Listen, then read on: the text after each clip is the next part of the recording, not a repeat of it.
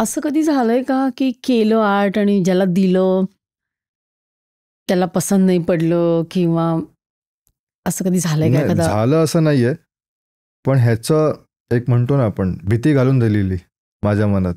एका सेलिब्रिटीला आर्ट द्यायला गेलो, मी नाव नाही सांगत, पण मोठी असते, बॉलिवूडची होती, बॉलिवूडची. हां कोरिओग्राफर आहे. त्यांना मी ओके. आर्ट द्यायला गेलेलो. त्याच्या अगोदर कोण मला होती म्हणजे? फिमेल होती. फिमेल. हा. हां त्यांना एक आर्ट दिलेलं आहे अगोदर. एका म्हणजे माझं आर्ट नाही, अक्षय गणेश नाही, दुसरं एक आर्ट होतं, ते त्यांना दिलं गेलं होतं. आणि त्या आर्टच्या वेळेला ते एक असा किस्सा ऐकायला आला.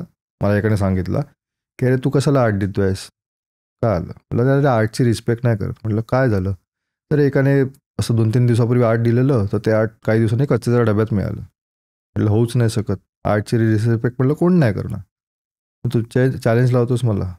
ठीक आहे. ज्यावेळेला मी ते आर्ट दिलं माझं अक्षय गणेश, आणि परत सेम चप्पल काढली, डोक्याला ते गणपतीचं आर्ट लावलं, आणि ते आर्ट तिचा जो असिस्टंट होता त्याने देऊन टाकलं. मेरे गाडी में रखना, इसको कुछ होना नहीं, काच बीच तुटेगा तो तू रे को देख लूंगी. आणि मी फक्त त्या मुलाकडे बघितलं पटकन. म्हटलं ऐकलंस, ही माझ्या आर्टची कमाल आहे. म्हटलं माझं आर्ट कचरा डब्यात कधीच नाही जाणार, होणार पण नाही म्हटलं ती गोष्ट. तेवढी काळजी मी स्वतः खबरदारी घेतो त्या गोष्टीची, की माझ्या आर्टची व्हॅल्यू लोकांनी करता आली पाहिजे. त्या गणपतीचं जर कोणी काय केलं, मला माहिती आहे कसं काय होऊ शकतं. कोण होती ती कोरिओग्राफर? गीता कपूर मॅम होती. अच्छा. तो एक इन्सिडेंट मला आयुष्यभर लक्षात राहतात. काही अनुभव आहेत ते. म्हणजे गणपती बाप्पानीच ते सगळं प्रेम आणि ते खूप सगळं दिलंय, गणपतीने खूप दिले. म्हणजे एक वर्ष असं होतं की मला 2-3 वर्ष गणपतीच्या डेकोरेशन्स आहेत, तिथे प्राईज नव्हतं मिळत. मी एका गणपतीला बोललो होतो की मला एका कॉम्पिटिशन, म्हणजे बरेच वर्ष, म्हणजे मोठे मोठे विषय होते, गिरणी कामगारांचा विषय होता, त्याला प्राईज नाही. म्हणजे मोठे विषय घेऊन पण तुम्हाला जर लोक ॲप्रिशिएट नाही करत आहेत, तेव्हा मी नर्वस झालो. म्हटलं काय करू आणि सुचना. तेव्हा एक विषय केला होता, मराठी चित्रपटाला 100 वर्ष पूर्ण. तर त्यावेळेला मी जवळजवळ 1.5 लाखातनं आमच्या घराला पहिलं प्राईज मिळालं. आणि त्या दिवशी जो मी रडलोय ना बाबांना मिठी मारून, म्हटलं माझं स्वप्न एका गणपतीमुळे पूर्ण झालं. आणि तो गणपती होता मुंबईचा राजा, गणेश गल्ली. असं तो प्रकार. म्हणजे खूप गणपतीकडे जे जे मागितलं ना त्याने भरभरून दिलं, कधीच कमी नाही पडू दिली. आईचे कष्ट, बाबांचे, आणि ह्याच्यामधून ती जी तळमळ आहे. आणि कारण हे एक खूप निश आहे नाही का, की हे फक्त गणपतीचीच अक्षरकला, आणि त्याच्यातनं तळमळीनी पॅशननी करत राहणं हे खूप मोठं आहे. आणि मला वाटतं तोच घडवून आणतोय नाही का. त्याची कृपा आहे, त्याचे ब्लेसिंग्स आहेत माझ्यावरती, आजोबांचा आशीर्वाद आहे. आता मी आईला एक स्वप्न सांगितलेलं आहे. आता मी बऱ्याचशा ठिकाणी हे बोललो पण आहे की आजोबांचे जर ते साचे असले असते तर आज मी मूर्तिकार असलो असतो. कसले साचे होते आजोबांकडे? आजोबा माझे मूर्तिकार होते घोलवडला. सो त्यांचे साचे होते काही, त्यांच्या घरी जे घोलवडला जी मी मूर्ती आणायचो तिथे साचे होते. ते साचे काही कारणास्तव विकले गेले माझ्या नकळत. चेहऱ्याचे किंवा पूर्ण बॉडीचे म्हणा. हां. त्याच्यानंतर साच्यातनं गणपती निघायचा, मग त्याची फिनिशिंग होते. असं ते विकले का? प्रोसेस असते, माहित नाही, फॅमिली इश्यू असतील जे काय असेल. अच्छा, म्हणजे त्यांच्यानंतर ते विकले गेले? नाही, हां त्यांच्यानंतर. हां, जेव्हा ते कालावधी झाले त्याच्यानंतर ते विकले गेले. सो म्हटलं आता हे जे गेलं, तुला जर करायची इच्छा होती तर तू सांगलं. मला सांगितलं पण नाही. मी आईला म्हटलं तुला विचारलं का कोणी? जाऊ दे, तू त्या विषयात पडू नको. म्हटलं ठीक आहे, हरकत नाही. म्हटलं आता एक काम करू आपण, आजोबांचा जर वारसा जपायचा ना. आणि तेव्हा आजोबांनी मला, हे आईने खूप वर्षानंतर सांगितलं की मला अण्णांनी एक सांगितलं होतं. म्हटलं काय, की तुझ्या मुलाला सांभाळा. तर आईला ते नंतर कळलं की सांभाळ म्हणजे काय, की याच्यावरती लक्ष ठेवायचं हातात कला आहे. आजोबांचा तो पॉईंट आईला नंतर रिअलाईज झाला की ह्याच्या हातात कला आहे, त्याला सांभाळून घे, फक्त त्याला पुशबॅक कर, की जे तुझ्या जे काय करतोस तू आहे, मी तुझ्या पाठीशी, सपोर्ट कर.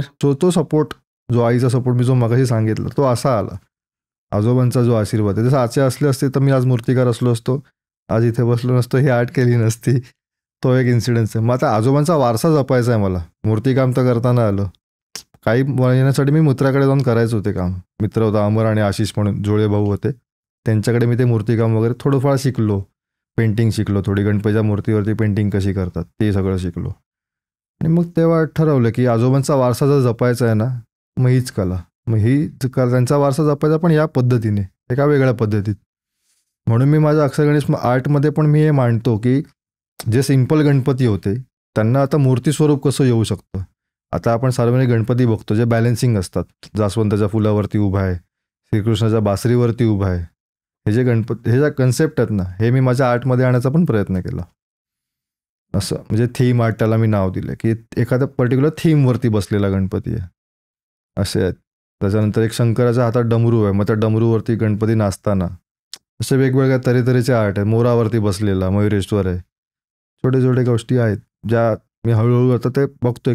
आणि लोकांना तेच देऊ ना, लोक पण कंटाळतात. तुमच्या आर्टमध्ये तुम्ही जर डेव्हलप नाही केलं एक एक गोष्ट, ती कशी साध्य होणार? पुढे लोकांना काय मजा, तेच बघायला मिळतं, नवीन काय नाही, व्हरायटी काय नाही. तसा तो इन्सिडेन्स आहे. म्हणून मी त्या गोष्टी थीम आर्ट आणतो. आता पुढे जाऊन थीम आर्टमध्ये पण मी LED आणला प्रकार.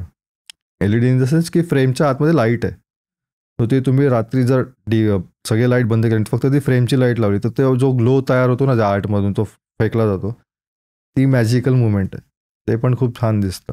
म्हणजे तुम्ही फार इनोव्हेशन्स करताय. खूप, म्हणजे मला एक्सपेरिमेंट करायला खूप आवडतात. स्वतःच्या कलेवरती जर एक्सपेरिमेंट करून जर तुला तसा सक्सेस मिळतोय ना, तो ऑब्वियस आहे. तुझा तुझी मेहनत आहे ती रंगात येते. सक्सेस नाही मिळाला तर मग हा का नाही होत आहे, त्याचे बॅकड्रॉप्स काय आहेत? काही मायनस पॉईंट पण असतात तुमच्या आर्टमधले, ते तुम्हाला फाईंड करता आले पाहिजे. सो ते कंटिन्यू त्या आर्टमध्ये रमून राहणं, जे 12 वर्ष 13 वर्ष जे केलं आहे त्याचा जो एक्सपिरियन्स आहे ना, तो तुम्हाला वापरता आला पाहिजे. नंतर तुम्ही लोकांना नवीन काय देऊ शकता? ते लोक मागतात, अरे सर नया काय आहे, नवीन काय आणलं तुम्ही? नवीन आहे म्हटलं, थांबा थोडे दिवस. परत परत घेणारे आहेत, खूप आहेत. हो खूप आहेत. वेगवेगळ्या थीम्सचे देत राहा, तुम्हाला नवीन काय सुचलं की. काही काही वेळेला क्वांटिटीने येतात, 100, 200, 300, 400, 500 आर्ट केलेत एका फॅमिलीसाठी, एका प्रोग्रामसाठी. पण अच्छा, मग त्यांना गिफ्ट द्यायला. It's a return gift. त्यांनी सरनेम दिलेले, तर 500 सरनेमचे मी गणपती केलेले. त्यांच्या घरामध्ये एका 60 का 75चा बर्थडे होता. त्यांनी मला सांगितलं की अभिषेक, पण तुला पुण्याला येऊन द्या. देतो. डिलिव्हरी दिली. एवढे खुश झाले ना ते.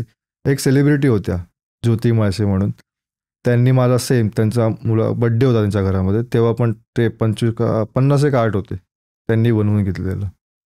असं नाही की सेलिब्रिटी विसरतात तुम्हाला, जर त्यांच्या लक्षात असेल ते तुम्हाला रिटर्न ऑर्डर पण देतात. हा एक मुद्दा मला सांगावासा वाटतं की नुसतं मी सेलिब्रिटी, आता काही काही लोकांनी मला सांगितलं की तू सेलिब्रिटीना फ्री ऑफ कॉस्ट आर्ट देतोस ना, मग तुला काय मिळतं? म्हटलं मला जे मिळतं ते तुम्हाला माहीत नाही, कारण ते फक्त मीच बघतो, तुम्हाला ते सांगू नाही शकत. तर जो मी आता ज्योती माळशेंचा इन्सिडेंट सांगितला तो तसाच होता ना. त्यांना मी आर्ट दिलं, त्याच्यानंतर पुढे काय, त्यांनी रिटर्नमध्ये पण मला काहीतरी काम दिलं ना, 4 पैसे कमवायला संधी दिली, परतफेड केली ना त्यांनी त्या गोष्टीची. ही क्लिप शेवटपर्यंत बघितल्याबद्दल खूप खूप धन्यवाद. संपूर्ण एपिसोड बघण्यासाठी खाली दिलेल्या लिंकवर क्लिक करा आणि सर्व काही चॅनलला सबस्क्राईब करायला विसरू नका.